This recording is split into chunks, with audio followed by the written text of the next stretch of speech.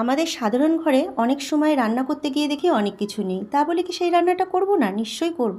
সেটা বাদ দিয়েই করব, দেখি না কেমন স্বাদ হয়। তো আজকে তো শনিবার, আমি আজকে মুসুরির ডাল বাটা দিয়ে আজকে কাঁচা কলার খোসা বাটবো, কিন্তু আমার ঘরে কালো জিরে নেই, তো কালো জিরে ছাড়াই আজকে করে দেখব কেমন লাগছে। তবে বন্ধুরা, আজকের রান্নাটা কিন্তু অসাধারণ হয়েছিল, আর খেতে কিন্তু ভীষণ ভালো হয়েছিল।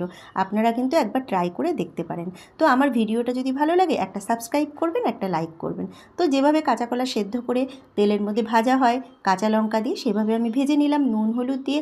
আর ওইদিকে মুসুরির ডাল অল্প পরিমাণে ভিজিয়ে রেখেছিলাম, সেটাকে একটা লঙ্কা দিয়ে আমি বেটে নিয়েছি, ব্যাস। আর ওইদিকে তাওয়ার মধ্যে আমি কালো জিরে ছাড়া রসুনটাকে যেভাবে শুকনো খোলায় ভেজে নিই ওইভাবে ভেজে নিলাম। তারপরে এটাকে পেস্ট করে নিয়েছি, আর এদিকে দিয়ে দিয়েছি পেঁয়াজ আর টমেটো তেলের মধ্যে। তারপরে ওইটাকে ভালো করে ভাজা ভাজা করে আমি যে কাঁচা কলার খোসাটাকে বেটে রেখেছিলাম সেইটাকে এর মধ্যে দিয়ে দিলাম, দিয়ে ভালো করে ভেজে